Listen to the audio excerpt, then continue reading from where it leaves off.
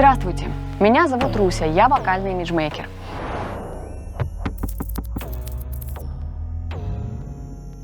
Сегодня я хочу рассказать о том, что делать с першением в горле. Многим из вас известна такая проблема, когда хочется постоянно скашлять какую-то слизь. В общем, что делать, когда у вас на связках накапливается слизь? Есть очень классная техника, которая быстро решает этот вопрос. Как ее сделать? Шаг номер 1. Попробуйте максимально раздуться. Вот наберите прямо воздуха и в живот, и в грудную клетку так, чтобы у вас вверх поднялись плечи, выросли вверх ключицы, и вы прямо чувствовали себя раздутым. Итак, как лучше всего это сделать?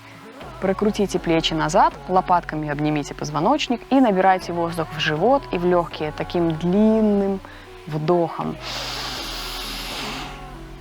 У вас поднимутся ключицы, плечи. Дальше, второй шаг. Пока я сброшу дыхание, потом покажу еще все вместе. Второй шаг. Когда вы уже надулись, много воздуха внутри, нужно корнем языка как бы вот задушить себя, проглотить чуть-чуть корень своего языка так, чтобы он, как затычка в бочке, закрыл выход из трахеи. Еще разок. Для чего это нужно? Следующим шагом будет такое вот постукивание. Если вы языком не закроете гортань, то воздух будет выходить при каждом постукивании. Но если вам удастся эту воображаемую затычку в бочку вставить, то воздух захочет выходить, но не тут-то было, выхода нет. И поэтому воздух будет возвращаться назад, и из бронх вот эту застаревшую жидкость, которая вызывает ощущение слизи на связках, будет заставлять выходить. Это дренаж легких. Показываю, как все выглядит целиком.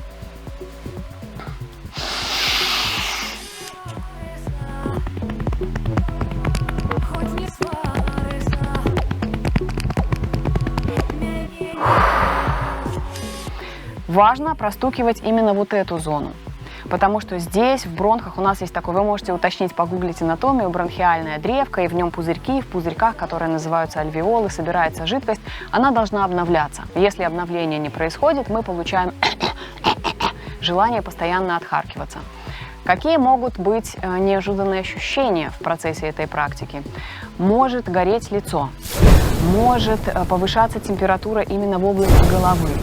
Может краснеть лицо, может быть легкая тошнота или приступы неконтролируемого кашля. Если у вас есть какие-то проблемы в бронхах, вы будете кашлять, вас будет подташнивать, гореть лицо. Но если у вас нет никаких проблем, максимум, что может случиться, это повышение температуры здесь, в области головы, и покраснение кожи. Вы точно не будете кашлять и точно вас не будет тошнить. Если вы находитесь на этапе заболевания, предположим, вы простыли или уже в бронхах что-то такое неприятное происходит, этой практикой вы можете делать реально очень классный дренаж легких, дренаж бронх. То есть надуваться, закрываться и простукиваться. Будьте здоровы, не болейте, сейчас холодная зима, везде этот ковид, поэтому берегите себя и возьмите эту практику на вооружение. Она реально очень классно очищает бронхи.